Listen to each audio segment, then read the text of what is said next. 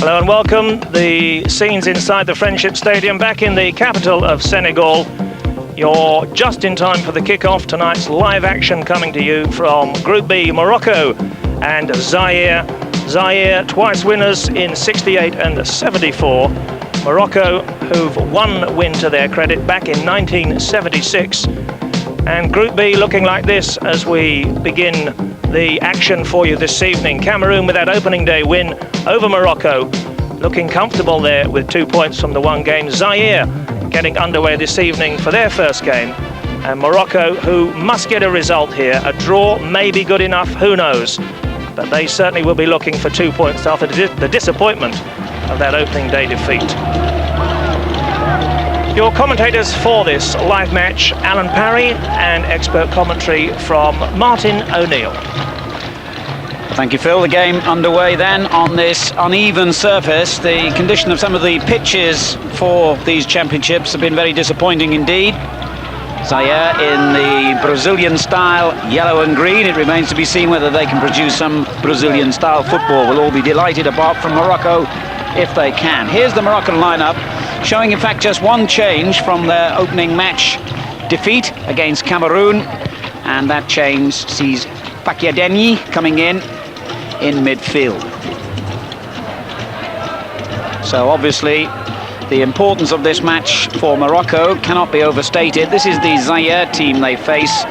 Zaire, like several of the nations taking part in these championships, in turmoil really politically, and that has really seriously affected their preparations for these championships. A virtually new lineup for them, and indeed a new coach in the Zaire-born Nsingi, who has replaced a couple of the overseas coaches that they had previously chosen to lead the national team.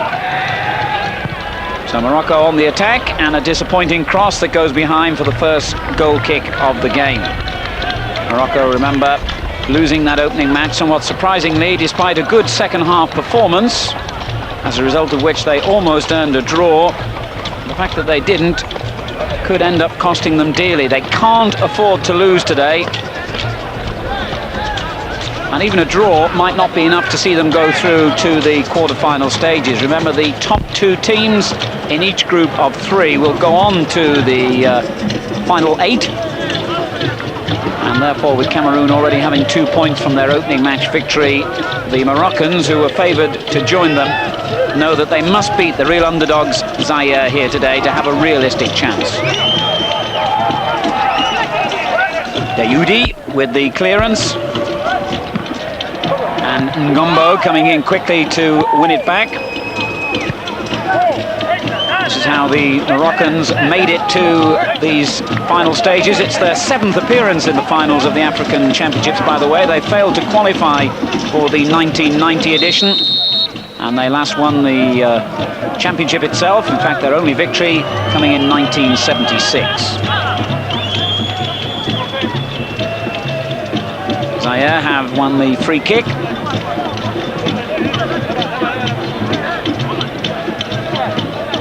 Boudabala backing away, and the referee making quite certain the kick's taken from where he wants it to. Lokosi playing it in, and headed clear by Naybet. An easy save, his first of the game for Azmi, who replaced Zaki, who went off injured with a hip injury in the opening game against Cameroon. And Naybet also came on as a substitute in that game through injury. Azuzi, who loves to get forward on this right-hand side of the field, a genuine attacking fullback. That's how Zaire made it to Dakar. Zaire, winners of the championship itself in 1968 and 1974. So they then went 12 years without qualifying for the final stages between 1976 and 1988. The team known as the Leopards really have gone into decline in the arena of African football in recent years. Mbala in midfield for them. A useful looking ball over the fullback for Kona, but he couldn't get there ahead of Dayoudi.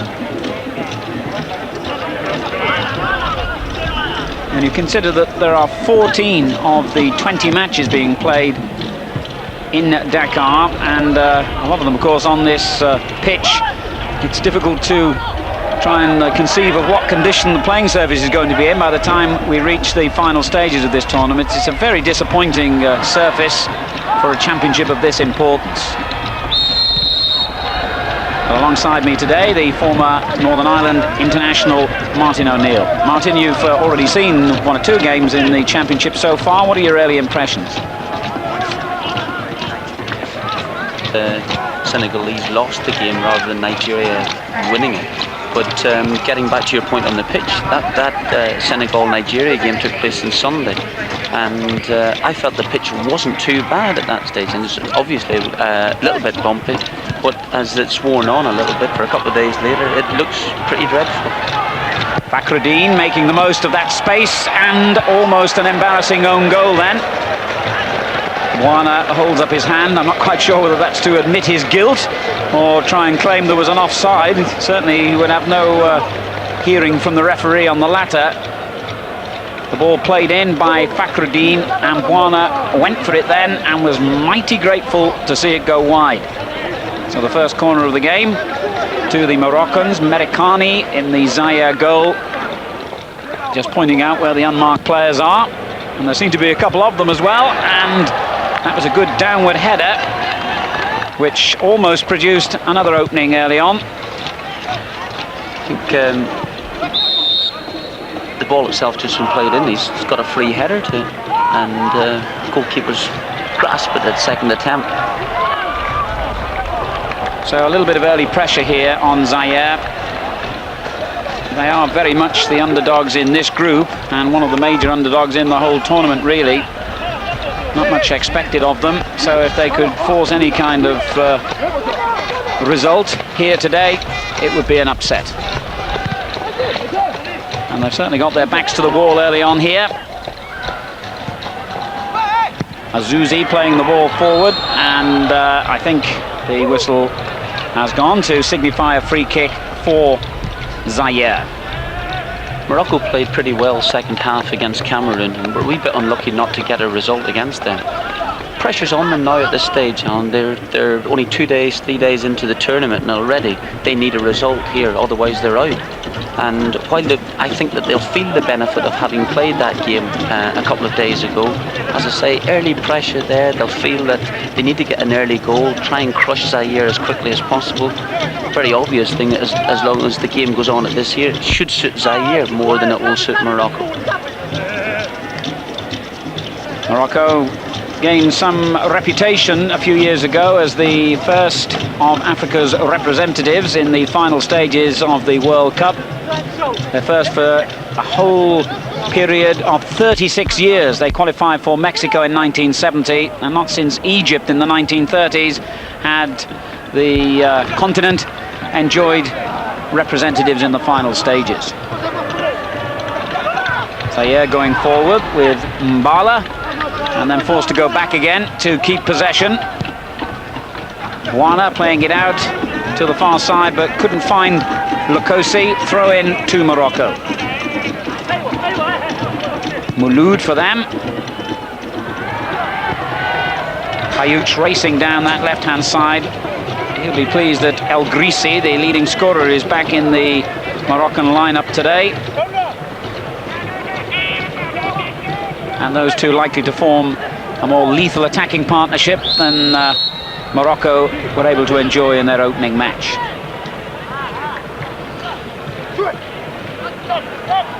Not a phenomenal amount of excitement in the opening 5 or 10 minutes of the game. Zaire just taking their time, wanting to play it around a little bit, everybody get a feel of the ball. Not too worried if they don't have an attack for the next 5 or 6 minutes, as long as they're sitting there reasonably comfortably. It's amazing, 3 days later there's hardly a soul in sight in the stadium. It was absolutely full for the Senegal game. I suppose, like all modern international championships these days, it's going to take its time to warm up for both teams, or rather all teams, to settle, and for the crowd to pick out their favourites. There's always characters and personalities emerge, aren't there? No doubt, even in the first game itself, a couple of players with a lot of ability. African football has certainly come on an awful lot. And as I mentioned on Sunday, I think Cameroon have had a fair amount to do with that. Asusi playing the ball in very deep, looking for El Grisi in the middle. It comes instead to Dayoudi. Layambo was the player denying him any room, and it went off him for a corner. Well, from an earlier corner, El Grisi came very close to scoring for Morocco, and an early goal, I think, is something they badly need. And you could quite easily see them dominating this match if they can get in front early on here. Dayoudi playing what looked initially an ambitious ball in, but it wasn't that far off actually, and Merikani didn't really make a move for it. Poor marking at the corner, he had yards of space.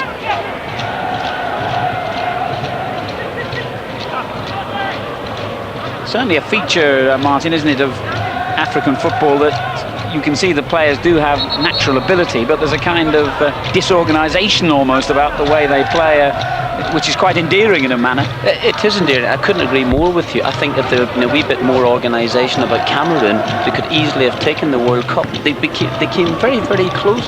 If you consider they were within a few minutes of knocking England out, who went out unluckily to the World Champions themselves. Just a wee bit of organisation here and there. Bakradine with another dangerous looking cross into the near post. Kasongo got it clear. Kingambo keeping possession for Zaire down the left. And now the number 7, Kasongo again. Kingambo. Oh, a little bit close. They need perhaps to spread it from here. Kingambo does just that. A useful ball down the right and good running off the ball then. Ngombo taking on the defender, and that will be Zaire's first corner. Good run by Ngombo.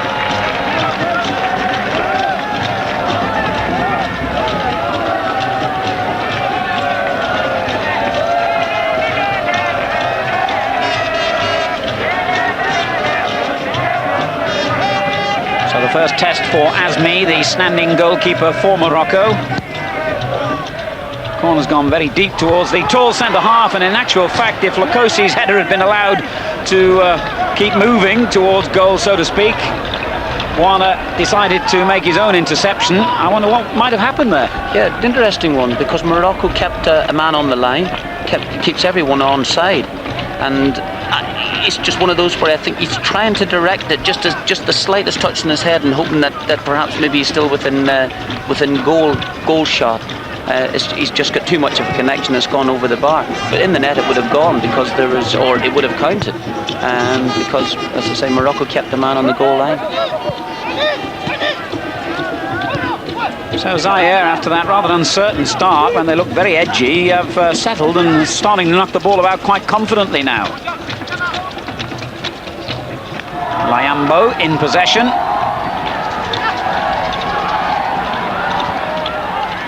And again, they show some determination in winning it back.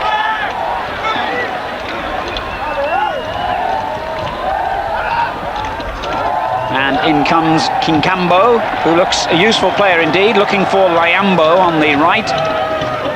Dayoudi intercepts, and I think that's going to be another corner. Indeed it is.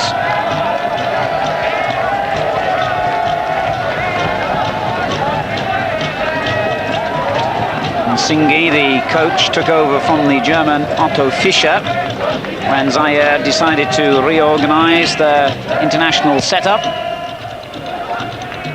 Corner driven back to the edge of the penalty area, and it wasn't a bad effort.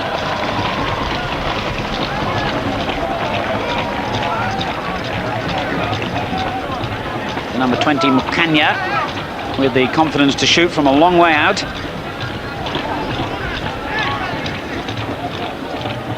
So in this opening 13 minutes or so, we've seen both teams create opportunities. It's certainly not going to be a negative game by the looks of it, this.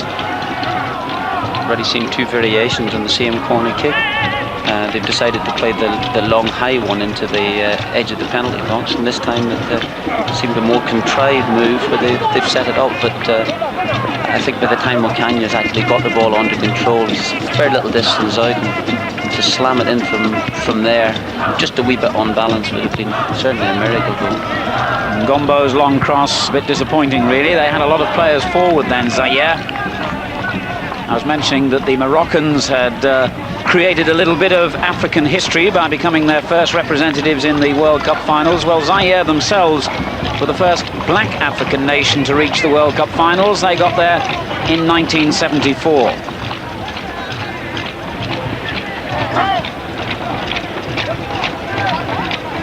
Students of the game won't need much reminding that they got a terrible hammering in those World Cup finals in West Germany.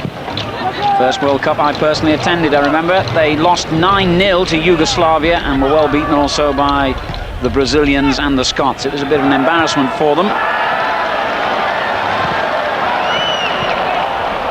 Naybet with the interception for Morocco.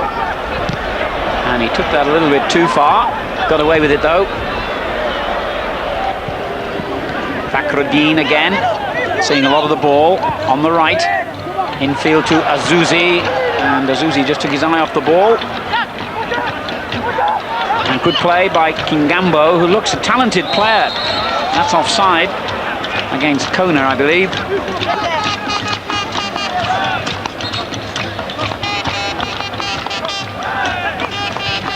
Still 0-0 then. But every suggestion here that we're going to see goals. Azouzi gives away the free kick, having initially lost possession himself.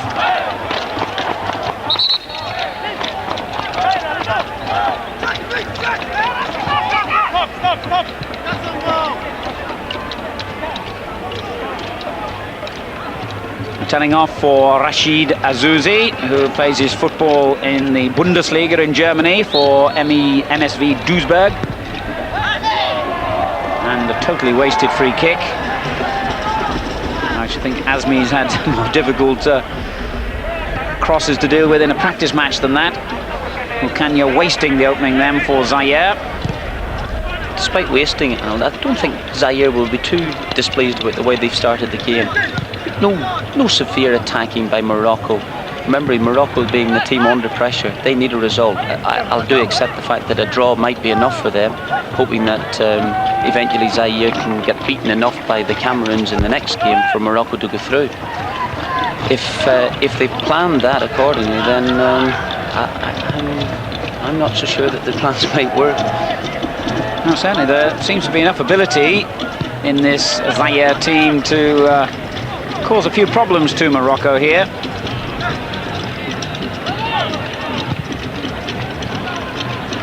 Just under half an hour of the first half remaining then. And Morocco content to keep possession in their own half of the field. And what they need is perhaps a little bit of a variation here, perhaps the long ball. Although it's something they don't tend to go for too often. A neat inter-passing, short passing side, as indeed so too as Zaire. That's the style of these African players who like to get a feel of the ball and all look comfortable on it.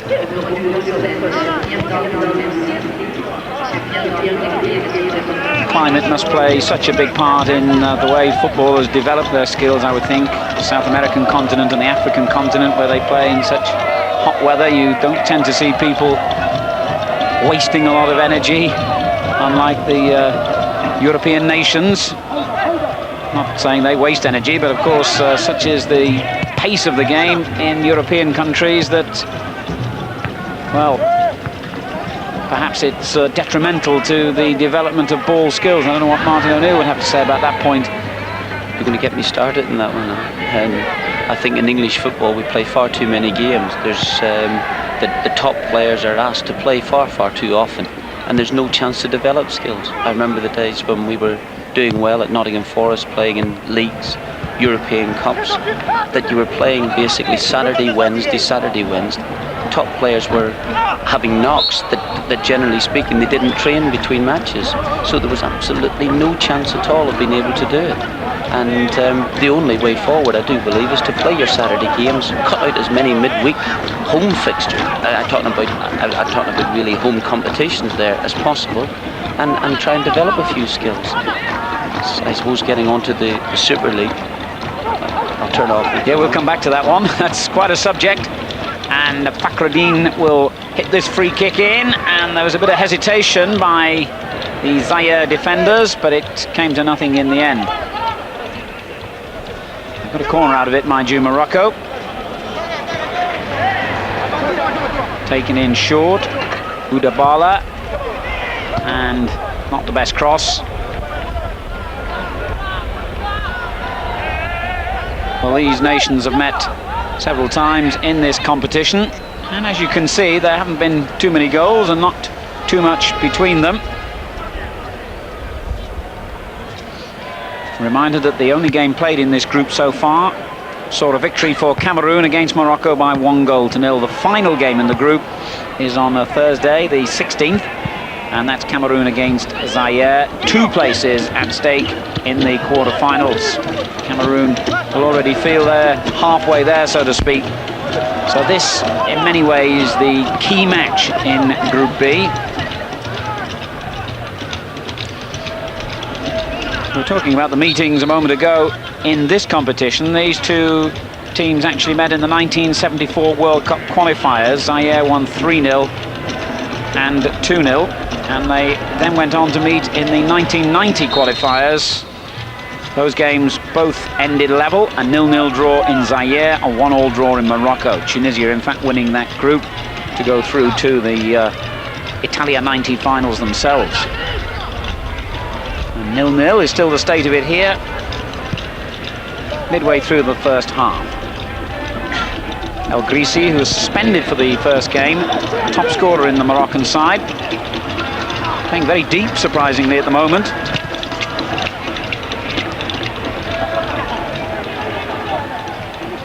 Naybet knocking it forward, a disappointing ball.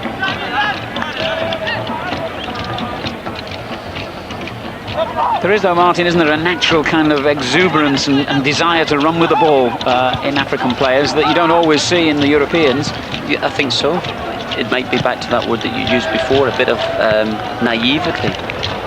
I think that's the name of the game. I think they want to do that. They might not be as advanced in many aspects in terms of technical skills. I'm talking about the technical coaching, really, rather than the natural skills. But by heavens, they do like to go with it. Dayoudi hammers one in. It took about 6 bounces on the way, that proving that the pitch holds a few pitfalls. Lokosi, the big central defender, out to Ngombo on the right.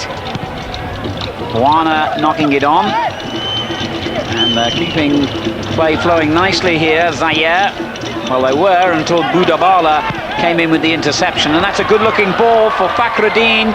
He's through here with only the goalkeeper to beat, and couldn't beat him. Merikani guessed the right way, and in truth, Fakhreddine didn't hit his shot with any kind of conviction. I'm sure he can't believe the room he got in. Yes, they absolutely went absent without leave then, the Zaire defenders, and that should have been the first goal of the game. The ironic if Zaire could get one now, and it wasn't a bad effort either. Azmi clutching it very safely to his chest, knowing that if you let the ball go on this pitch, then the uneven bounce could take it exactly where you don't want it to go. But here's Fakhreddine's miss. Should have done better, Martin. Should have done better. Scuffed it a little bit there, but should have done better. He had clear opportunity there for a goal, and just, as I say, just scuffed it. Ndinga was the player who tested the Moroccan goalkeeper at the other end moments later. Back by Dayoudi, one of the stars of this Moroccan side, but he's lost out this time. Ndinga going forward for Zaire, and they've got space down the right if they can get players into the box here for the cross. Mbala beaten to it though by Naybet.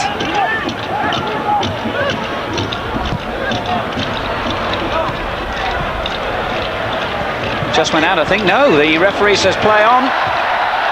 Kingambo beaten by Azuzi's tackle, but they've got the extra man to win it back again. Mukanya, and that was good goalkeeping by Azmi. Very decisive. Was just that. It was an excellent ball, and swinging away from the goalkeeper. He's done exceptionally well, Azmi. Pulled it out. think, having said that, the Fakhreddin's miss at the other end has livened affairs up a little bit, because you talked about the temperatures perhaps slowing the game down, but this is absolutely leisurely.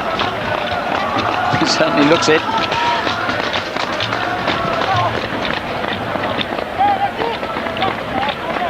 Challenged by Kingambo, who's seen a lot of the action in the opening 25 minutes here.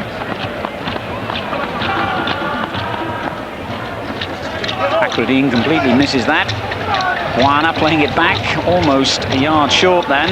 Made the goalkeeper sprint to get it. And Merikani hits a good deep kick, which has got Morocco backpedaling for a moment. Boulal getting it back to his goalkeeper quite safely though. Remember, Azmi not the first choice goalkeeper for Morocco, though you'd never have guessed it from that fine save he made moments ago. Wana heading the ball out for a throw to Morocco. Boudabala takes it and will get the ball back again. Trying to tempt the defender into the challenge. Azuzi did well to find some room, and a useful looking cross, and the header was always going wide of target. Kayouch, who plays his club football in France, used to play for Saint-Étienne, one of the leading sides in the French league last season, but has now moved to a smaller club in the second division there, Istres.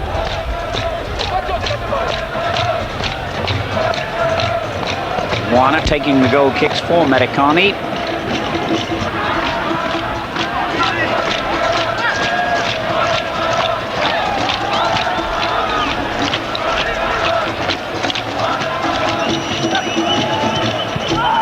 Mbala gives it away, and there could be danger here because they've got an extra man in the middle, Boudabala, and he receives the ball. He looked for the layoff at first and then changed his mind, and that little moment of hesitation was fatal. Did exactly that, yes, just change of mind, not sure of awareness, wasn't aware that anyone was near him. By the time he had looked at it, the option had gone, and he just ran into players. But Morocco took a little bit of time. I know they eventually got beaten by Cameroon, but they took time to warm up in that match, and you just feel gradually that they're beginning to assert a little bit of superiority. Dayoudi with the throw. Boudabala gets it back to him. Dayoudi's cross aimed at Fakhreddin, and it reaches him. It's another opening for him, and the goalkeeper did well this time. Well, again, if he'd hit it more powerfully, he might have been on the score sheet then, Fakhreddin, but you can't really criticise him, I think, for that one. It was good goalkeeping to get down on the near post. And here he is again.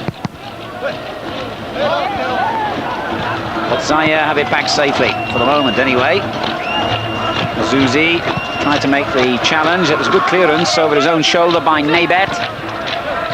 So Martin, another near miss. Another near miss, yeah. I agree with him. I think it'd be difficult. He's pulled it down very, very well. He's had a shot at the near post. It's a shot to get on target, and after his earlier miss, I think he'll feel a wee bit better that at least he's hit it with a little bit more power. Kona playing the ball forward to Mbala. And not a bad cross, and Mbala heading the ball into the danger area, and Boulal quite happy to get that away. Mukanya. Lokosi playing a useful ball forward. That was a very important tackle. Corner. And Kona goes down injured from the challenge, but it was a beautifully timed tackle, and an absolutely vital one, because he would have had a clear run and goal then, Kona. Terrific challenge, just there, just when Kona looked as if he had the goal at his mercy. Corner to Zaire then, still 0-0 here. And the shot by Kingambo straight against Mouloud. An ambitious ball by Mouloud, not a bad one though. It's given the defender Mukanya a few problems. Kayouch. Dayoudi onto Mouloud. And that looked a promising move until the ball was given away rather sloppily then. Ngambo, who looks the best player to me in the middle of the field anyway at the moment for Zaire. But they weren't able to capitalise on his skills then. Still 0-0. I make it about 28 minutes gone.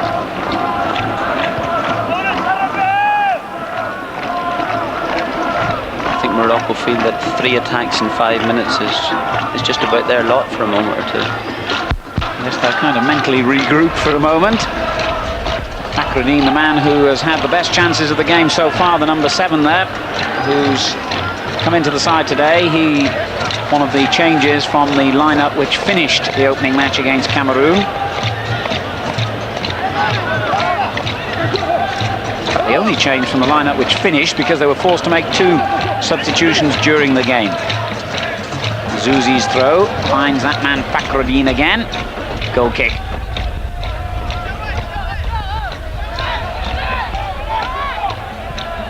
Just go back to the earlier miss of Fakhreddine, the one where he's clean on goal and as I say, scuffed his shot a little bit. Often wonder at times on whether that actually encourages a team or dispirits a side. Encouragement in the sense it's the first clean breakthrough that they've had. Dispiriting in the fact that perhaps they might not get that many clear-cut opportunities to get a goal. And as I say, with Morocco under that wee bit more pressure to get the result here, otherwise their tournament's over within 3 days of it starting. If they don't get it, then perhaps, you know, the lads just start to think, well, I wonder can we ever break this defence down? Yes, psychology always about 50% of the importance of winning a football match.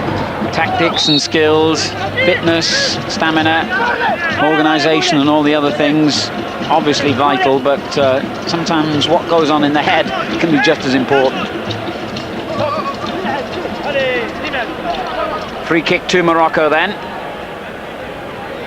And the band silenced for the moment. Easily cleared by Zaire's Bouana. And then Boob couldn't keep the ball for Morocco. Ngambo turning a useful looking ball on, and again it was an important interception there by Naybet. They've been left with only one man at the back a couple of times now, Morocco. They found another song sheet, the band, obviously, because they've burst into life again now. I think they've decided to play that way, and I think that Naybet has been dropping back an awful lot because the distance between him and the rest of his defence is, he'll always give people a chance when they're running at him, but he'll be last ditch there as he was in the occasion before that, when I think Kona was the one that was breaking through. So they're using that sort of system. He's further behind than you would see normal English sweepers, but he is giving them that extra depth. Well, Grisiu finished as top goal scorer in the qualifying competition. Down injured, we caught sight of him getting treatment a moment ago as Boudrabala plays in a disappointing free kick. All too easy for the defender.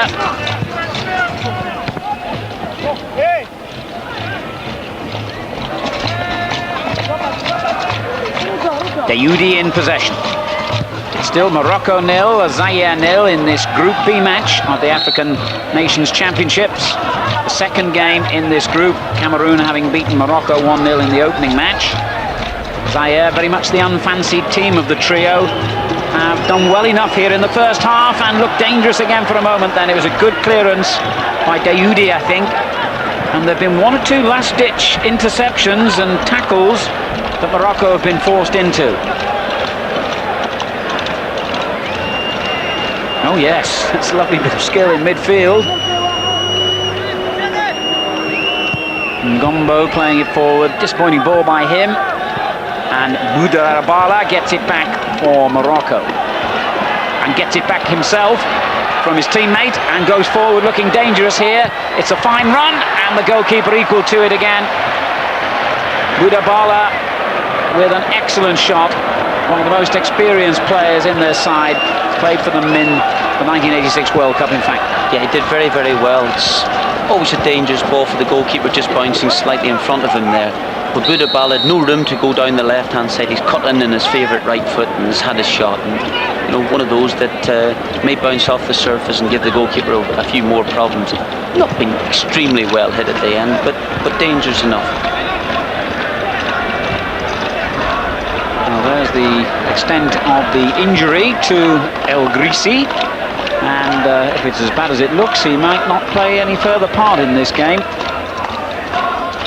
So again, they've had their lineup disrupted by injury, or at least it looks as though that's going to happen. Having lost a goalkeeper and a defender in the opening match, they've now lost their key striker, momentarily anyway. No sign as yet of the substitute coming on. He's heavily bandaged at the moment, and so it's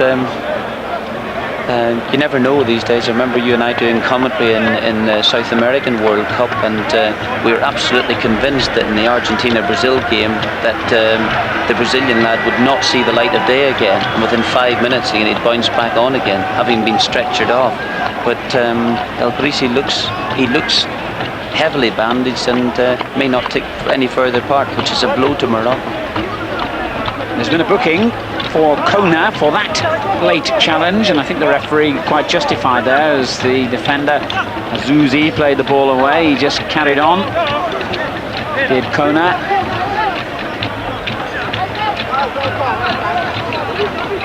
Yes, talking of injuries, I watched one of the games in these championships yesterday, and I've just forgotten who it was now, but a particular player was stretchered off twice in the same game, finished the match, and in between being stretchered off on those two occasions, laid on a cross for the goal. So I think you get the stretcher bearers on for a nosebleed in these championships, so perhaps we oughtn't to write El Grisi off just yet. But he certainly looked in trouble, didn't he?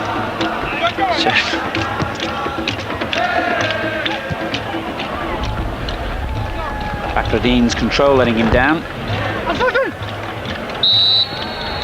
And now we know that El Grisi isn't going to play any further part, because Rockby will take his place. That's a disappointment. Rockby, who started the match against Cameroon as replacement for the suspended El Grisi, now comes on and has the opportunity to claim that place again.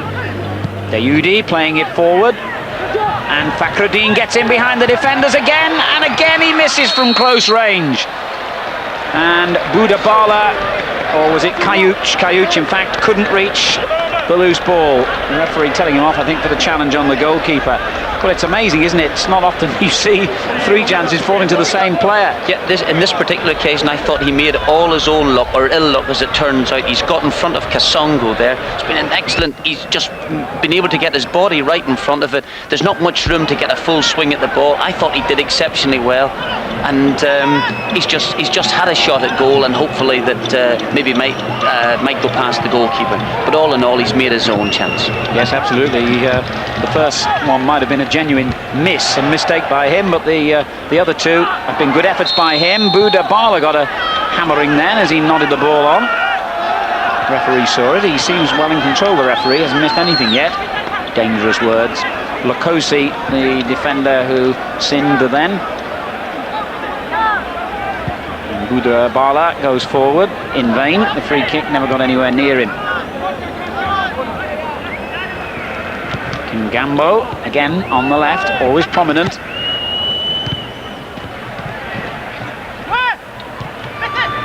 And there he was again, threading it through. That's a foul. No, yes it is. I thought the referee would have to give that one. Foul on Ndinga.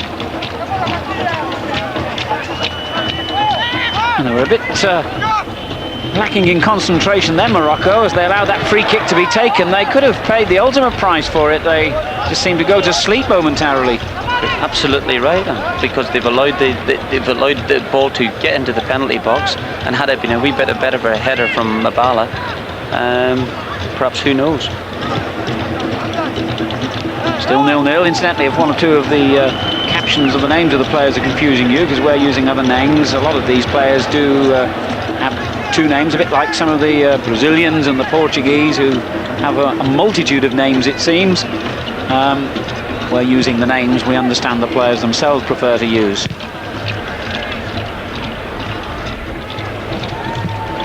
We hope. We hope indeed. But we have our man in the camp. Boudabala, no question about the name he prefers to use, and no question about his ability either. He looks a good player in midfield for Morocco. Fakhreddine's little header on. cleared by Lokosi. And then Kingambo gets it away. And they're flowing forward neatly again here with Mbala. And he chose the most difficult route. Kasongo keeping possession well. And that's a good-looking ball, and the goalkeeper had to act quickly then. Good goalkeeping from Azmi. And Zaire having a little purple patch here. Could have had a goal, Martin, as well, as the referee reaches for his yellow card again, I presume, for Kingambo. It's just getting back to the point that sometimes when you have a sweeper, for want of a better word, like Naybet, who's playing rather deeply, people have an ability to be able to get in between him and the fullback. He was looking across the line. Suddenly, Zaire are almost through. They're not exactly sure what to do, and as you say, Azmi has come to the rescue. Done exceptionally well, coming out feet first. There's Budabala, charged down by Kasongo. And that was a rather foolish challenge, really, because I don't think Budabala was going anywhere significant. And that's a dangerous place to concede a free kick. About 10 yards better than a corner. And a better angle as well, obviously. So problems for Medicani.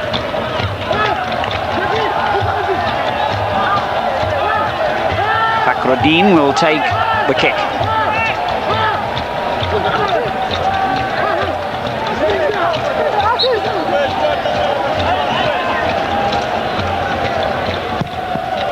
And not a bad one, just touched away by the central defender, Buana.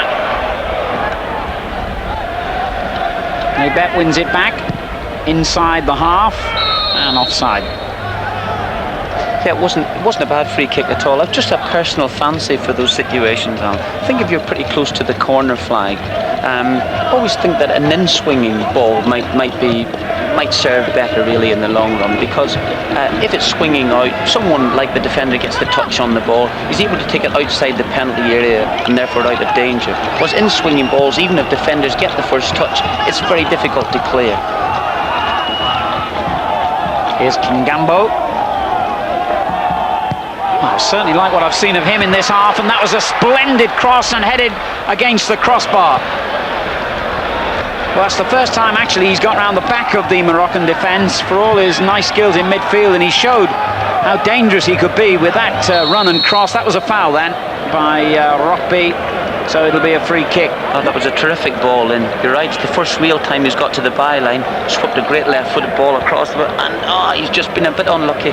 He's going backwards as he's heading it at the same time, and has just hit the bar. Headed almost against the angle there, and that was obviously the nearest we've come to a goal in this half. Oh, and he's been dispossessed, and really Naybet could have paid a harsh price then for his indecision. He's complaining to his other teammates, presumably that he didn't get a shout about Kona, was it, being right on his toes. But untidy defending. Anyway, Morocco go forward with Budabala, Kayouch. Azouzi had time to bring it down.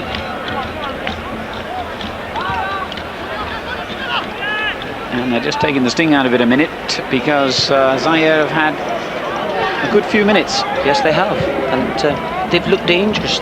Certainly going forward, they've looked a danger side. Looks like they've got a little bit of pace up there, a little bit of trickery, and they've caused a few problems when they've got it there. And they'll certainly have got, if they don't concede before half-time, they'll feel that they haven't done too badly themselves. Offside decision at the other end.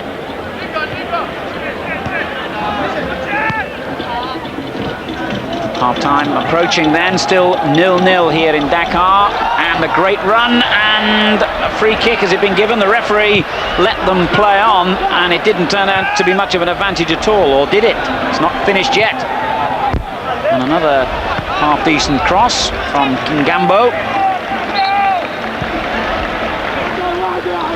Naybet not happy with the cover he's getting. Kasongo with the throw. Kingambo in possession again. This is Ndinga, and he goes down perilously close to the penalty area.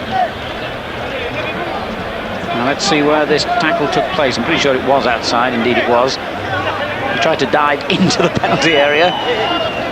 Ndinga. But the referee's been impressive so far, hasn't missed much.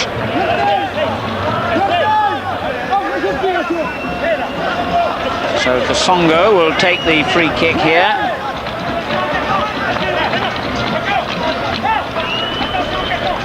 You can only see Moroccan defenders in the picture at the moment. Now they're getting some players forward. Zaire, and it wasn't a bad free kick, and it took a horrible little deflection then. It was a good effort. And Kona frustrated that the ball deflected the wrong way for Zaire. Did very well. I didn't think it was such a good free kick at all, and yet Kona's been able to get his left foot around it. Corner then to Zaire, and the goalkeeper doing well under pressure then. Wana. And again, Azmi first to it. Not the best of throws. He's put his team straight back under pressure again. Kingambo. Helped on towards Kona in the middle. Bulao got it clear, and that shot could have gone anywhere with that crowd of players in the penalty area. I was saying the last 10 minutes, Alan, that Zaire have evened up the chances in terms of Fakhreddin has had one or two good ones for Morocco, but they've certainly evened their chances, especially the one that's hit the as you mentioned, hit the side of the bar and the post. Well, that's the end of the first half then. An interesting half with both teams enjoying little periods of domination, and 0-0 about right really, because neither side managed to get the upper hand significantly. Chances at both ends of the field as well. A good open game, and a very difficult game to predict the outcome of at the moment. Morocco, remember, cannot afford to lose this or they will be out of the championships. We'll have more action in the second half. Half-time score, 0-0. Yeah, it's a real shame really, because they might find themselves out of the tournament. It's only started on Sunday. Suddenly we're arriving Tuesday night and they could be out of the competition. Well, here we have the highlights from the first 45, and Morocco bringing back into the side Lagrisi, the number 11, who was suspended for the opening game. Now, he scored 5 goals in the qualifiers, Martin, so clearly he was a key player missing from Sunday. He was very much a key player, yes, and that header showed that he had ability, certainly in the air, to unlock the defence. He's gone off, and obviously it's caused a problem for Morocco. I think since he's gone off, Zaire have come really more into the game, Phil, and they've had one or two little chances, as I say. This year has been probably the clearest cut chance of the game. Felt that Fakhreddin could have done a little bit better. He had a clear shot at goal. He was bearing in on it, and perhaps he should have been able to get it at least across the goalkeeper's body and into the far corner. But it wasn't to be. Zaire themselves have just a little shot. Ndinga's had a shot, left foot shot, no real power in it, and didn't cause the goalkeeper too many problems.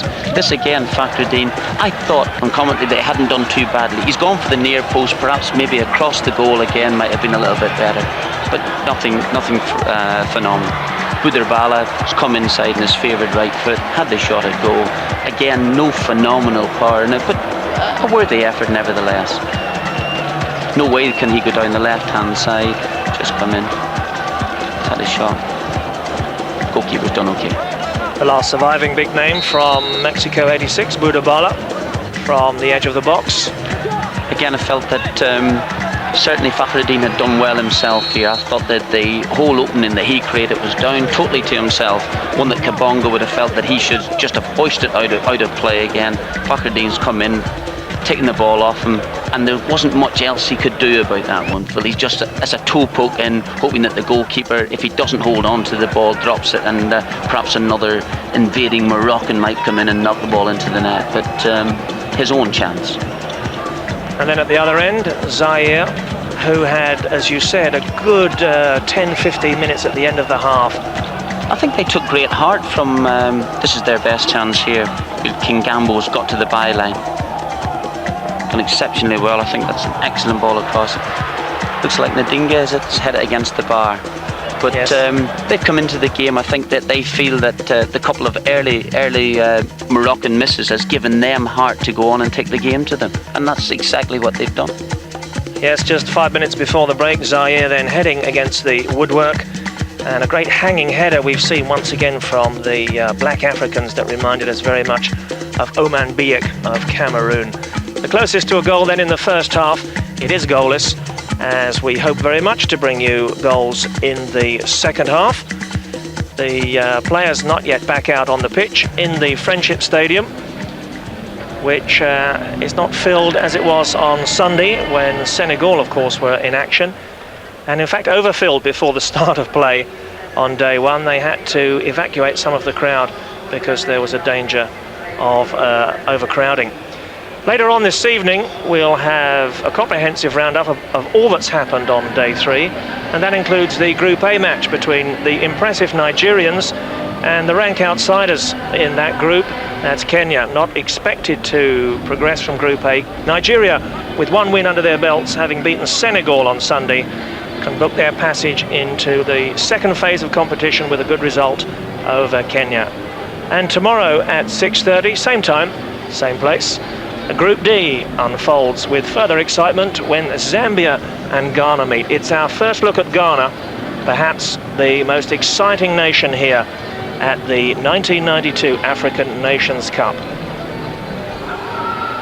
So do join us for that. Our first look at Tony Yeboah, who's the leading scorer at Eintracht Frankfurt, who currently top the Bundesliga in Germany. He's the Ghanaian star who we'll be looking out for tomorrow. Before then, let's take you back a little to 1974. Well, it was a year of triumph for Zaire. You remember their exploits, in fact, at the World Cup in that year. They didn't do too well on the world stage, but they were successful back here in Cairo. These pictures have, as you see, not perhaps stood the test of time, but in 1974, it was the first win for Zaire as they beat Zambia by 2-0. And they've won this tournament now twice. And the goals from Nadaye that had the Zairians celebrating at the final whistle. Scenes from Cairo then in 1974. Zaire defeating Zambia.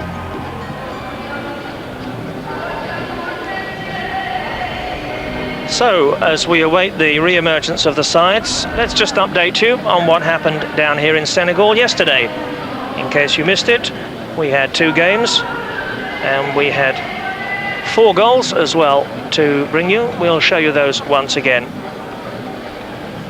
Well, Zambia, the beaten finalists there from that action from the archives, had a better result yesterday in Group D against the fancied Egyptians. It's Zambia in the white shirts. 1 goal in the second half settled the issue. Comes from Walia, the man who plays for PSV Eindhoven in Holland. And certainly the Egyptians should have known all about him. Toe poking the ball over the line, something about the goal the Egyptians didn't like, but it finished Egypt 0, Zambia 1.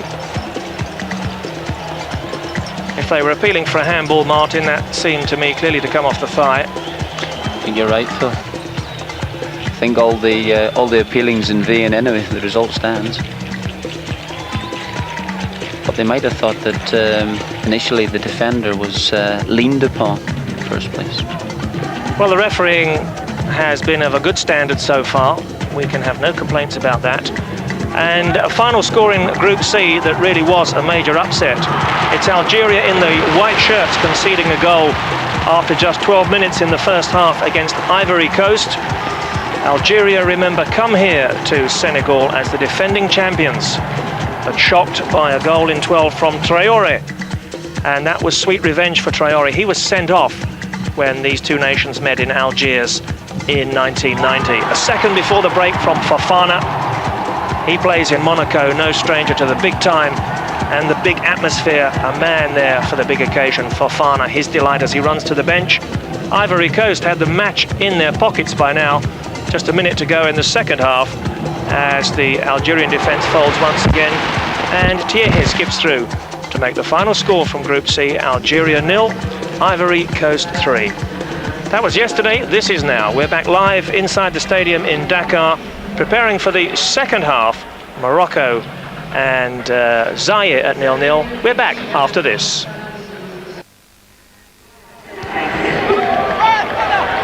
Welcome back. The second half has just started here. Morocco 0, Zaire 0 at half-time. Kana with the first effort towards goal for Zaire in this second half. Kana, who was booked, one of two players from Zaire, shown the yellow card in the first half by the referee from Tunisia. And remember, the pressure really is on the red-shirted Moroccans here in the second half. This is Zaire's first game in the tournament. Morocco have already lost against Cameroon, and therefore the picture is quite simple that if Morocco were to lose today, they would definitely go out of the tournament, and that would be a major blow for them, naturally enough. And Zaire would still be in, obviously, with the big hope of qualifying against all the odds. A draw might be enough for Morocco, but they wouldn't want to risk it.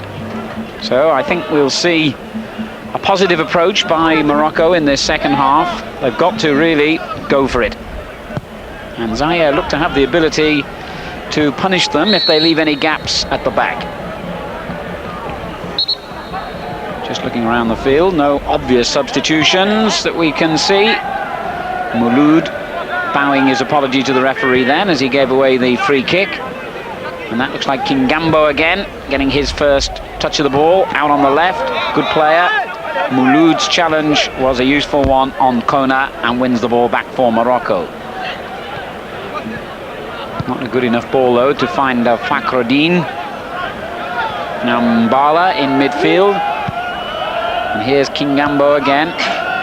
Let's see what he can do with the right foot. And not a bad cross. And Azmi had to stretch for that one. Azmi's done quite well actually in goal.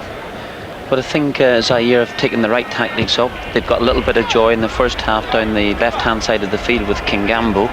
And they've taken up that ploy second half. He's seen a little bit of the ball. Again, it's going out in that direction. And quite rightly so. Yes, that's certainly the side of the field they favour. And a useful cross once more. And Azmi's done really well here.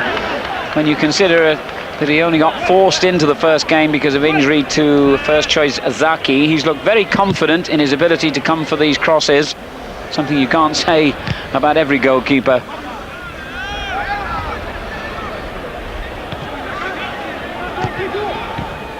Zaire give possession away.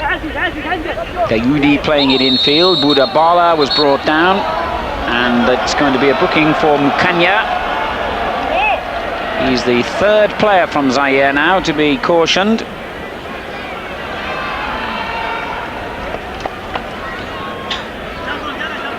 Mukanya just shakes his head in disbelief at the referee's decision then. Let's have a look at it. I feel it was more awkward than really intentional. Yeah, a bit harsh, the caution really. He's gone in genuinely to get the ball. Boudabala, 31 now. Scored two goals in the qualifiers and has got something like 4 or 5 goals in midfield for Lyon, the French team he plays for. Also played in another European country in Switzerland. And here he is, fit and ready, and in possession again. And finding Dayoudi, and Dayoudi gets the cross all wrong. Dayoudi, one of 4 or 5 players in the squad who plays for the champions from Casablanca.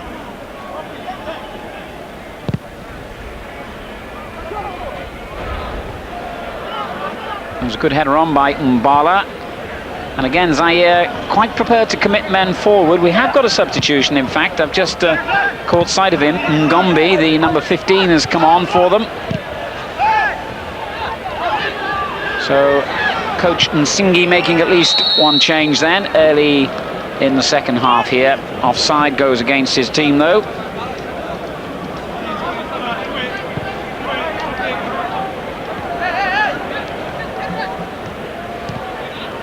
0-0 the scoreline.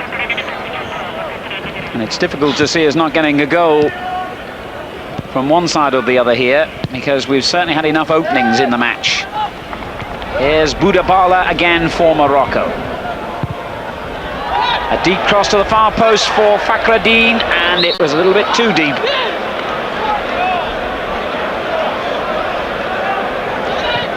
It's gone a little bit too far. I think Kabongo there will not feel all that well with himself.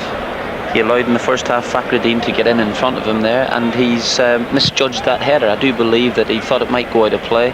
He's let it go, and he's lucky to get away with it. Well, we saw the German coach Oak Werner on his feet, urging Fakhreddine on again there as he played the ball into Zaire's penalty area, but to no good effect for them, and that's a foul. Dayoudi making the challenge. And the substitute Ngombi playing it back to goalkeeper Medekani. Something was said then by Mukanya, who's already been cautioned, so he'd do well to keep his thoughts to himself for the moment.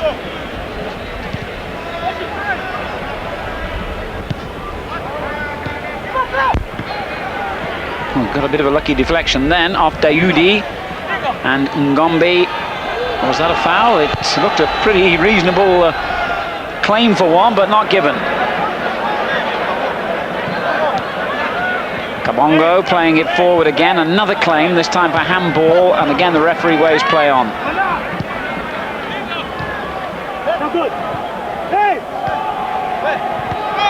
Kanya giving it to Kingambo on the far side. He held on to it a little bit too long then.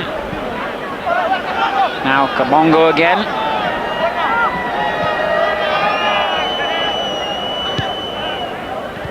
Looking to feed Kingambo as often as they can, but this time he received the ball in an offside position. I know he was caught offside in that particular occasion now, but at least Zaire trying to force the pace. There's no great urgency about the Moroccan play at all. You know, they seem as if they're content with that there. And I don't know, after the first sleepy 15 or 20 minutes that we had in the first half, but especially on Zaire's part, where perhaps they could have gone a goal behind, they've had most of the play.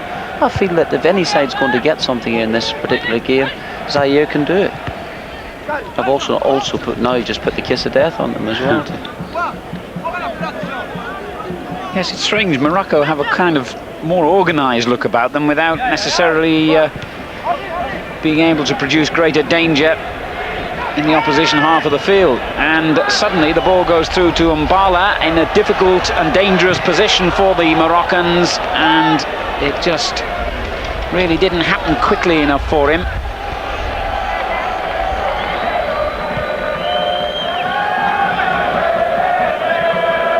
But there have been several occasions in this game when the Moroccan defence has either been very flat or not marking properly, because Zaire have gone clean through the middle on more than one occasion now.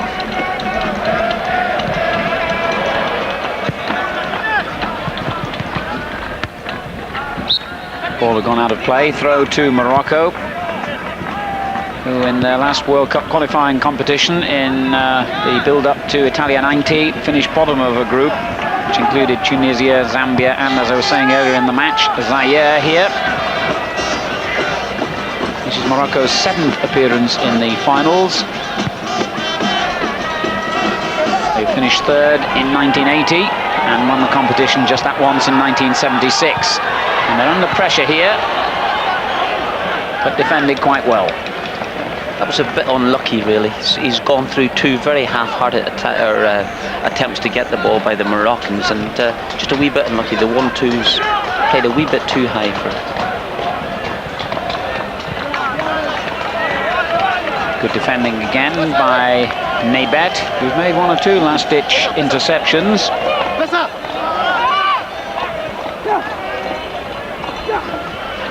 And that was a rather theatrical dive, which was never likely to con the referee. Kingambo appearing on the right for once, forsaking his left wing role. And the more this game goes on, the more you get the feeling that it's more likely to be Zaire who start to get the upper hand. just, if they did go into the game, if Zaire went into the match feeling inferior, there's nothing to be inferior about now, and I think that they've taken that on. To say maybe that was the reason for their first 15 minutes of cautious play. But since that, they've tried, as I said, they've tried to force the game, and they've looked the more dangerous. They've got a hold of the middle of the field. They're getting nice balls played through, and they've got a few alternatives. Udabala back out to the right to Fakhruddin, who wastes the opening with a sloppy cross, really. Americani was the busier of the two goalkeepers in the first part of the first half, but since then Zaire have kept Azmi at the other end just as busy. And it's been said many times before, the first goal could be crucial here. It may just knock the confidence out of Zaire if they were to concede the first goal. Mind you, if they scored first, then it would be quite conceivable they could go on and win this game and eliminate Morocco.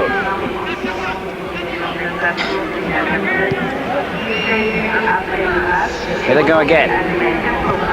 Kingambo in possession, lets the ball run on to Mukanya. Mukanya with a little chip forward, danger here, and the goalkeeper had fortune on his side then. He came out to get the ball away, collided with the Zairian player. I'm not quite sure what the referee's indicating he's given here. Martin, what do you think? Well, I don't think the ball, there was no chance of the goalkeeper being able to catch it in the position that he had taken up. And I think obviously the defenders just got the slight touch. They've run into each other. Never real any danger of scoring a goal from that position, but it's a moment for concern. Bit of a wasted corner, but Kabongo plays it back in again, and again rather thrown away. Might get a chance to see it again. Yes, we do. It's just been played in here. Nice little left foot touch. Three Zaires look as if they're going to go for the ball at the same time. It's one that's still not sure. I think Azmi has decided to come for it anyway, rightly so too. But then, as I say, this whole body position was that the ball never bounced high enough up for him to catch it in the first place. As it turns out, his Moroccan defender, his counterpart, actually just got a slight touch and put it out for a corner. Mouloud in possession for Morocco, and we still await the first goal here in Dakar in this Group B match between Morocco and Zaire. Mouloud sliding a useful looking ball through this time though, and an excellent shot, and the goalkeeper just about got there at the second attempt from Rugby. Well, the substitute really tested Americani then, and almost found him wanting. He was a bit lucky that nobody was coming in for any possible rebound. Rugby did well to stay onside in that particular situation, and he's had a shot at goal. The goalkeeper's picked it up at the second attempt. But now it's Zaire threatening danger once again, and a disappointing shot at the end of it that the goalkeeper made a bit of a meal of, really. Kingambo, who's been the outstanding Zaire player for me, didn't really hit that one that well, but the goalkeeper seemed to misread it a bit. It's been a feature of the game, and when people have had clear shots at goal, they're just scuffing it again. I hope there's such a word in the English dictionary as scuffing, but you've just invented it. Again, it's a clear shooting opportunity.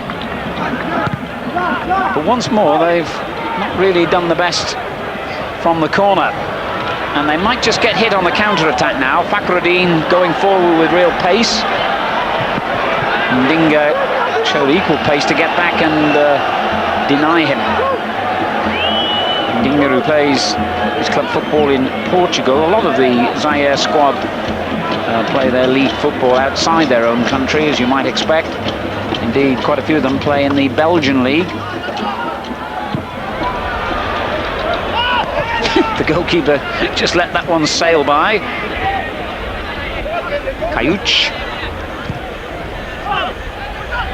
And that was good defensive play by Zaire. Kingambo keeps swapping over from the left to the right.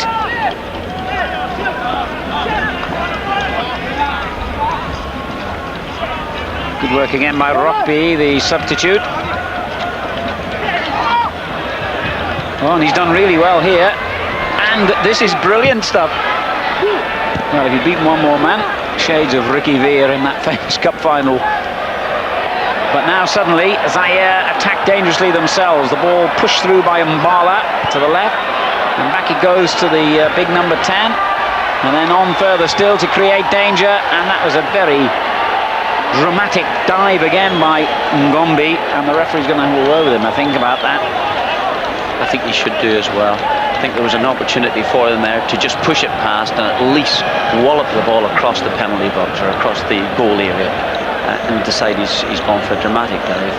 That got nothing but the wrath of the referee.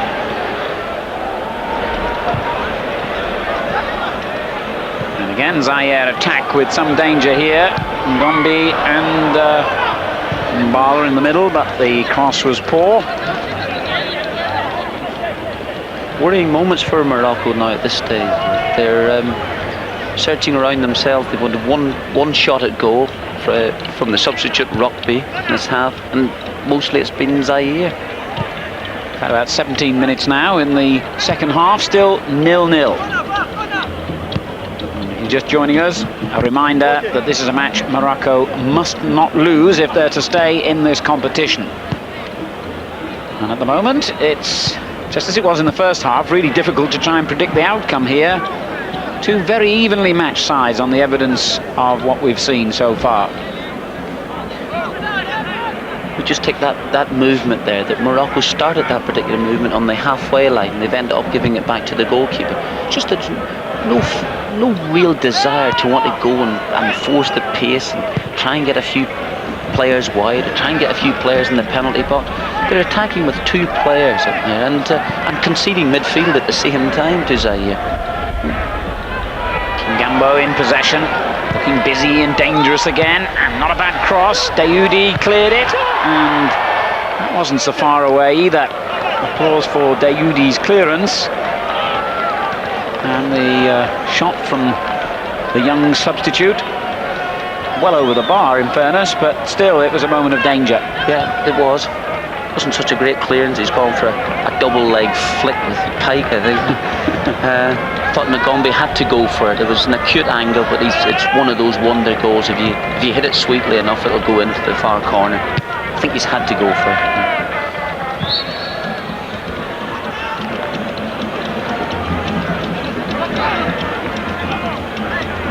Free kick to Zaire.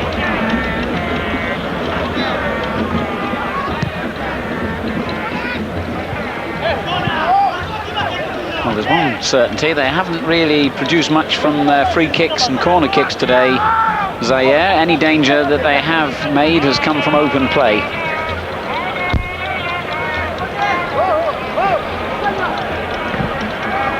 Kayuch couldn't read the bounce, and that was a dangerous ball, and Buda Bala almost got back there. I think it was Mukanya who played the back pass a little bit short, and Buda Bala read his intentions perfectly, but couldn't quite reach the ball.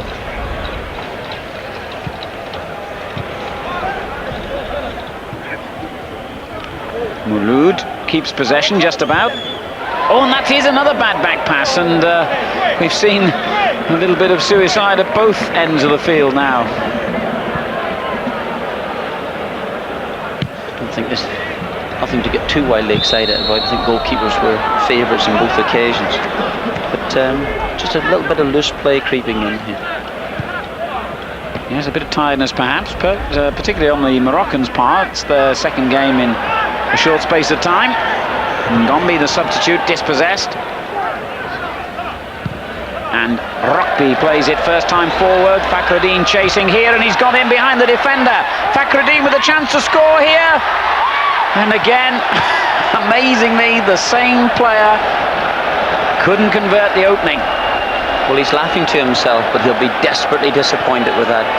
Obviously doesn't fancy his left foot at all, and he's tried to get it onto his right peg. He's taken a lot of time. It seems ages and ages before he's been able to get it under control on that little run.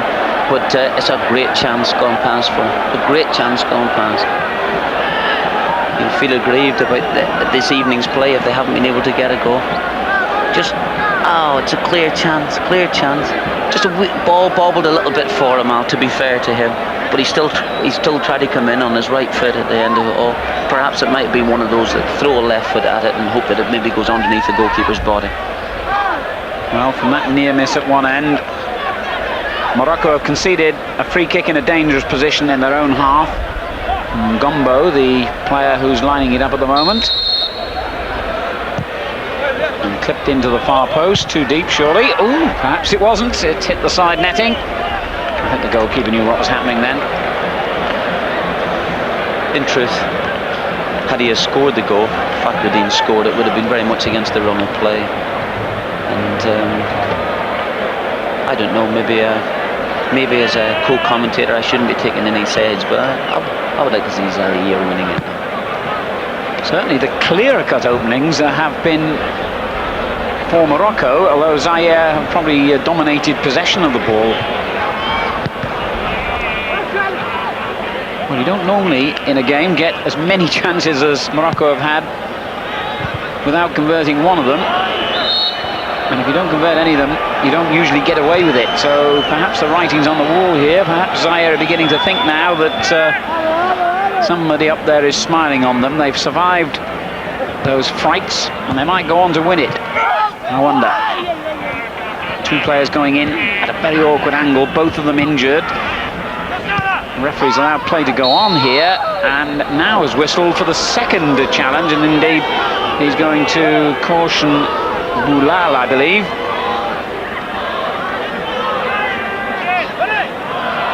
Yellow card for the Moroccan. The first one from Morocco, in fact, to be cautioned here. Three players from their opponents have gone into the referee's notebook.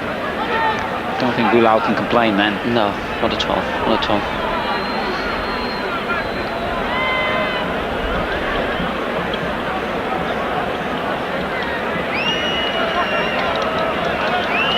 It's a difficult game, isn't it, Martin, to predict the outcome of at the moment. It's balancing very precariously. It is, yes. I think that if Morocco really feel that they want to win this game, they'll have to take a few more chances. That the chances that have fallen are all two excellent ones that have fallen to Fakhreddin, but mainly it's because of possibly poor defending in Zaire's part. They've allowed him to run 30 or 40 yards unattended with the ball. But if Morocco are going to get something out of it here, that is still very much in their own hands, or they want to win the match, I just feel that they'll have to throw a bit more caution to the wind. I think they'll have to try and get a few more men forward. And Zaire themselves, I still feel that the game's there for them. And it could be at this moment, and that was a marvellous opportunity for Bouana, I think it was, who hit the shot, and Azmi was in the right place to block it. I'm not sure the goalkeeper could have done much about that had it been placed to either side of him, but it was hit directly at him. Martin. As I was talking, I just felt that they had a chance here. Well, a wee bit fortunate, it's fallen.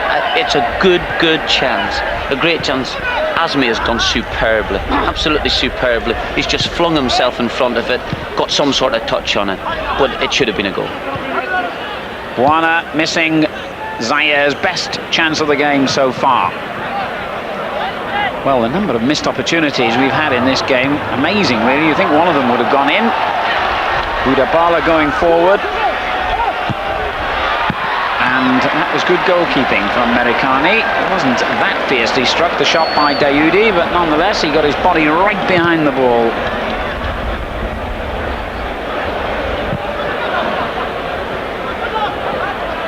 Off Maybet's head, and Morocco couldn't get it clear then. Turned in by Ngombo. Well, that's curious. I don't suppose the Zaire player finds that terribly amusing, but he almost got decapitated then. Here's the chance again. It's just a flick off the head.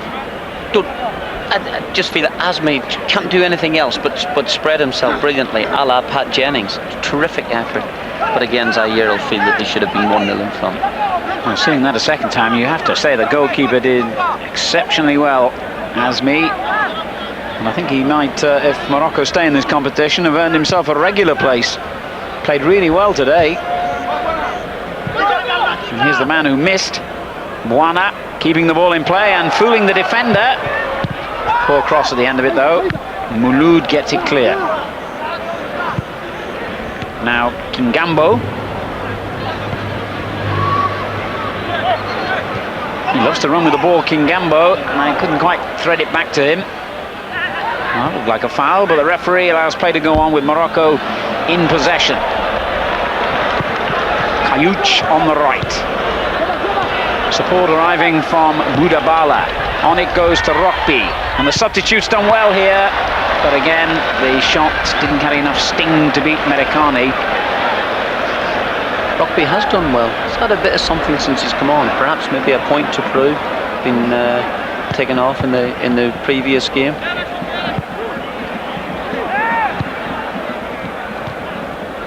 Mbala playing it in field, and the referee says play on. Mbala gets it back again, and indeed wins the throw for Zaire. Naybet sliding it out.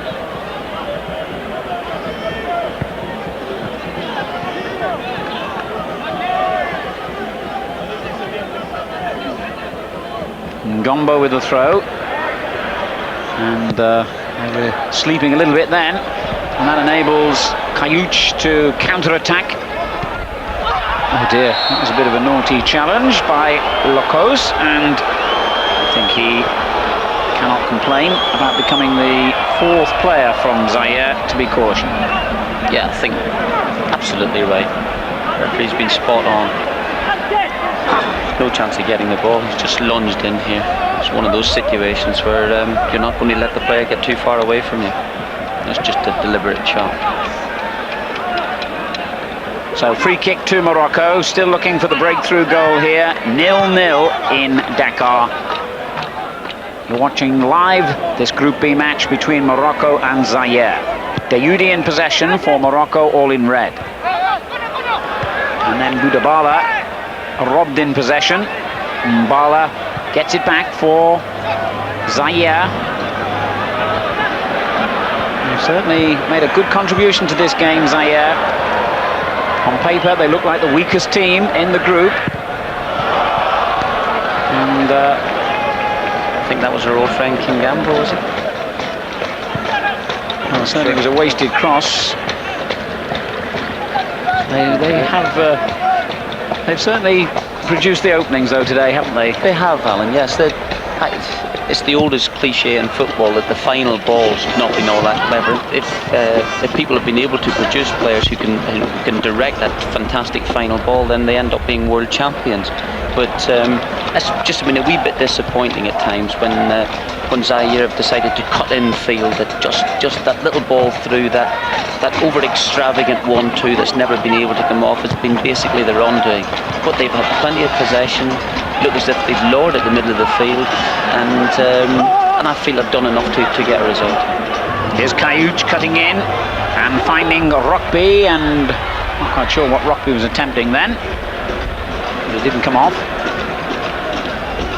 Bouyboub also involved in that attack, and we now have just a shade under 15 minutes to go, and it's still 0-0. Well, I don't know whether it's tempting fate to say. It's hard to believe this game could end up goalless after all the openings we've had. Ngombe, the substitute for Zaire.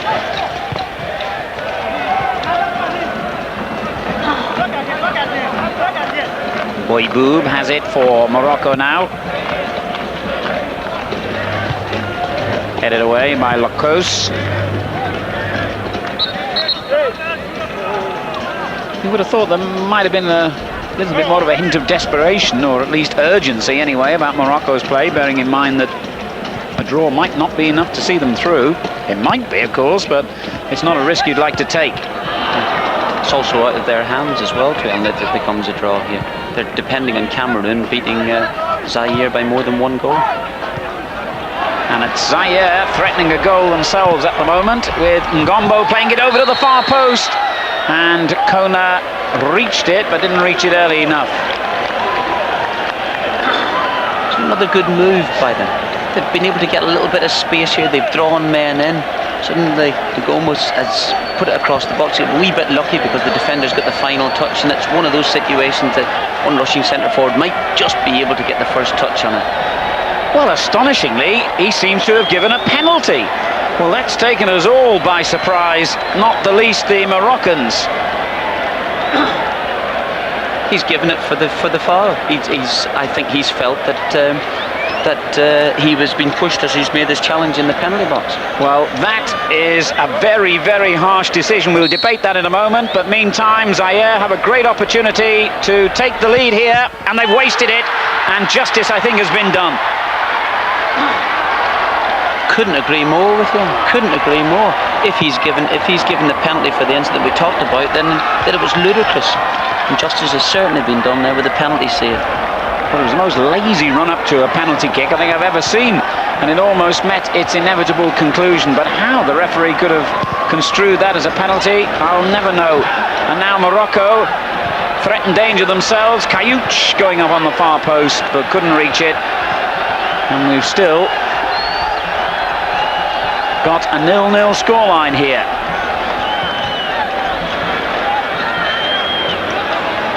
There was no threat of handball or anything like that, but it's certainly, I think the referee has definitely given it for the on-rushing a little nudge in the back, perhaps, is what he decided. It didn't look like it, though. Well, now I'm beginning to believe it is going to be a goalless draw. Well, we've seen a penalty missed after all the other near misses. Morocco maybe have just got a little spring in their step from that. They've taken hope from it. Kayouch in possession. Turn forward, no offside, no. Rockby, and that was a chance again. Well, we can look at the incident which led to the penalty again, Martin. No, we assume that the penalty is coming from this particular incident there. Two of them rushed in. I honestly feel that there's no way that Boyboub has played the man at all whatsoever. And I think Zaire have been as astounded as anything to get a penalty themselves. Just a nothing incident. And the more we see it, there's even less to come with it. Well, I think a lot of managers and coaches would have been absolutely furious at that penalty going against them. It could have cost Morocco the game and their place in the championships. As it is, they're still clinging on. 12 minutes to go. 0-0. Ngombe in possession. Good challenge by Daoudi. Boulau gets it away over the head of the substitute Rockby, but Kayouch was right behind him. And Kayouch with a good ball for Rockby here. And I think the referee has whistled again. He's given a free kick this time the other way. Well, I think we all thought there might have been another penalty on the way then. If anything, it was probably more of a reasonable claim for a penalty than the one he did give. Anything would have been a more reasonable play. Yes. Offside there as Ndinga played the ball through.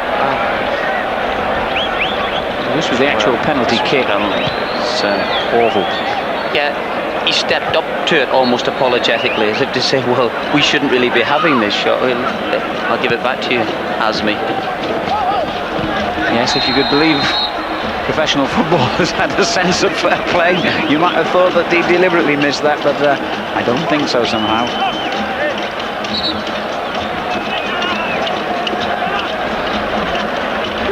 So free kick to Morocco. Fakhruddin will take it. We've got about 11 minutes to play here in Dakar in this Group B match. Headed away by Buana. Well, that was amateur dramatics again by Boudabala looking for the free kick.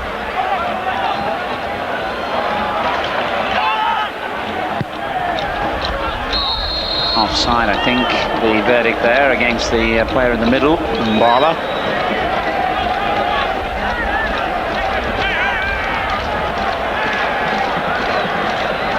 Substitution for Morocco. Mia is the player who's coming on. And it looks like Mouloud who's gone off. So the Mia on.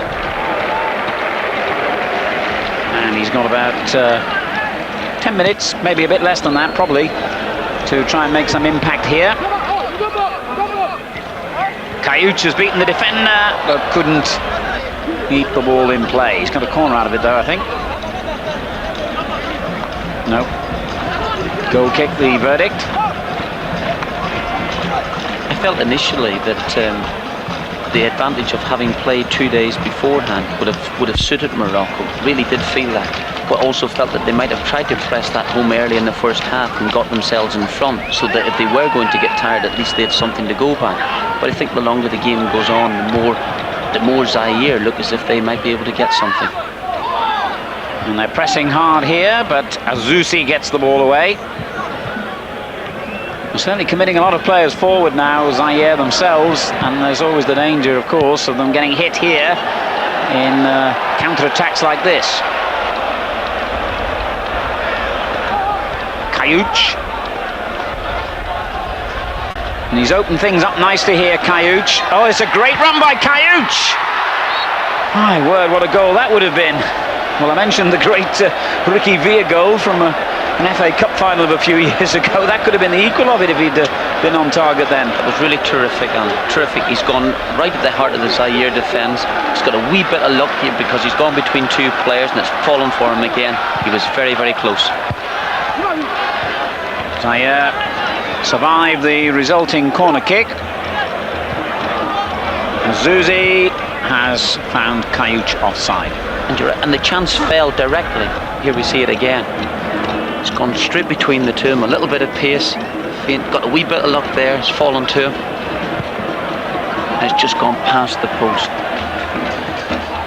And again, play sweeps immediately to Ngombe at the other end. And a useful looking cross. And that went behind the goal when many of us thought for an instant, I think, that it might have gone in. The far post cross looked too deep to cause any trouble to Morocco, but as a result of it, they've conceded a corner. 7 minutes to go. They're under pressure a little bit. And the referee's whistled here. No, not why, but anyway, it's a free kick to Morocco. Well, I can't remember a game of so many missed opportunities that still hasn't produced a goal.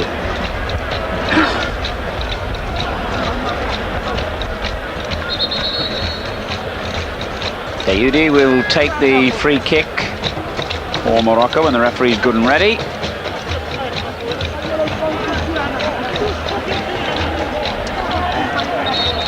He's unhappy, I think, about something that's going on the touchline here, is he? I think he's just booking the crowd. Well, it's a red card. Well, he's a man of surprises, this referee. I hadn't really worked out. Yes, I have now. I think it's obviously Werner, the German coach, who's been dismissed, and he doesn't seem terribly upset about it, does he? Well, I've seen players react in some strange ways when they've been sent off, but I've never seen anybody wave to the crowd before.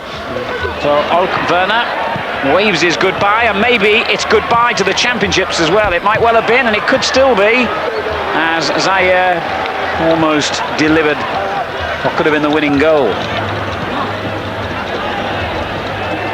Well, we were praising the referee for many of his decisions in this game, but I have to say the penalty he gave and that mystifying decision to wave a red card at the Moroccan coach leaves me in two minds about his performance. I think he's lost it since the penalty decision. So Zaire still go looking for the goal here. We've now got 5 minutes to go to the end of the game. Still goalless.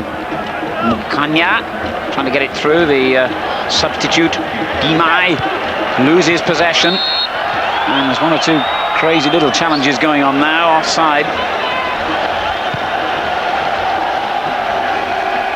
There's no doubt that Zaire want to win it, because the chance that fell to Morocco about 5 minutes ago was clearly simply because Zaire had pressed men forward and they had very few defenders. Ngombe playing a useful looking ball in there, and that might well have been a push in the back. And I think he's given another penalty. Azuzi came in on the defender there. No. Or has he decided that this time it was a bit of play acting? I think that's exactly what he's gone He for. has. Yeah. Well, Yes, he's gone for it, you know. I can't understand that, because to me the first incident seemed less of a push in the back than that one on Mbala, and the referees decided to caution him for ungentlemanly conduct for trying to win the penalty. I honestly do believe the referees decided that he's made such a faux pas with a penalty that he's wanting to even everything up. Now he's gone for the play acting, where there was at least something to look at on a replay to see whether there might have been a penalty decision there in that one. Nothing at all from the first incident. Absolutely. I mean, your first instincts are usually pretty reliable on things like that, and I honestly thought he was going to give a penalty. I think maybe Zaire did as well.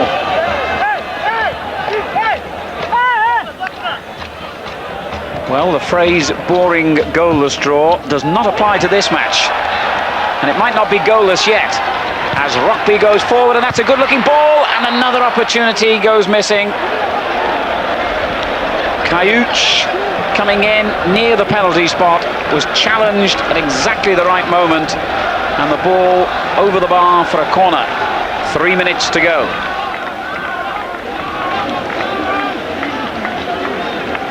Bakradine will take the kick. Could this be Morocco's chance now, at last, for a breakthrough?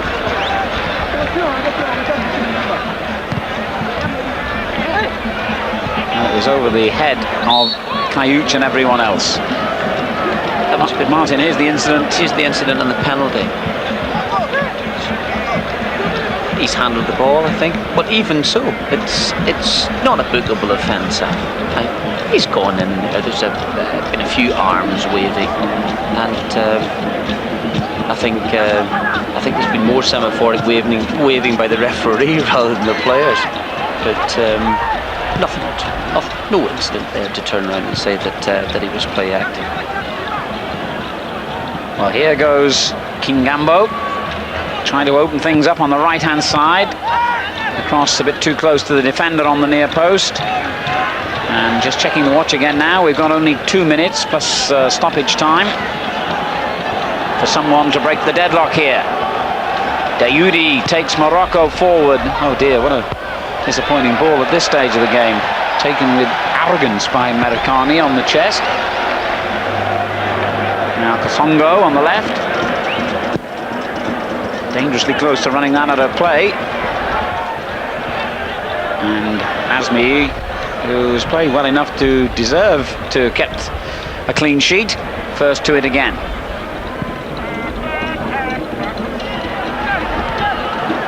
Bakradine, who's had 4, no exaggeration, 4 goal-scoring opportunities in this game. Good work by Boyboob.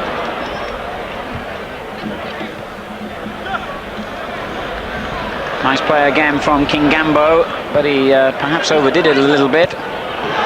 And the substitute plays it forward. The referee has said play on when the linesman was flagging for offside here. Rockby. What an amazing end to this game. And I cannot believe that. It certainly looked offside. The linesman flagged. The referee let play go on. And Rockby put the ball in the back of Zaire's net. And amazingly, with less than a minute of normal time remaining, Morocco have scored. It's simply sensational. I think the referee's looking around here I didn't know whether it was to take a note of the goal score or whether he fancied booking a couple of more Zairians. It's been simply unbelievable. Unbelievable. Simplest task in the world for Rugby to stick that one into the net. Well, that's an amazing incident, and suddenly we might have another one at the other end. They've equalised! What a finish to this game! Kona forcing the ball in on the far post, and Zaire have pulled back an equalising goal in injury time. Well, I think they've deserved it. They've been terribly unfortunate if they had a loss to that particular goal. They've certainly deserved it. They had enough players in the penalty box to stick it in anyway when it's coming running across the goal line. Kona's certainly deserved it, and it's been a sensational end. I was nearly going to say there's been a touch of the Fred Carnos about it, but it's been great stuff. Well, we've been saying all along that how could a game like this end up 0-0, and it hasn't. But as we reached the 45th minute, we were all entitled to think it was going to be goalless. And then sensationally, 2 goals in the space of, 90 seconds, I suppose, by Rockby and then by Kona, and maybe the scoring's not over yet. 1-1 at the moment, as Zuzi goes forward. And that's a corner. The linesman's pointed to a corner. I'm not quite sure the referee's quite in accord with him at the moment. Morocco have a corner here. My watch shows 46.5 minutes. But obviously I haven't been stopping it the way the referee has for injuries and so on. Dayoudi with the corner. And the goalkeeper had a little bit of luck on his side then. It's an unusual way of dealing with a corner. He kind of threw it into the air and caught it again. Wouldn't recommend that. Ngombo, and there's the final whistle of a quite bizarre game in many ways, full of goal-scoring opportunities, all of them wasted until the final couple of minutes. We've had the coach sent off, a missed penalty, some very curious refereeing decisions, and we've ended up with a 1-1 scoreline, which certainly keeps Morocco in with a hope of qualifying for the quarter-finals. Their goalkeeper, Azmi, can't believe it. We'll be back with a look at the major incidents in this game when you rejoin us after the break. Morocco 1, Zaire 1.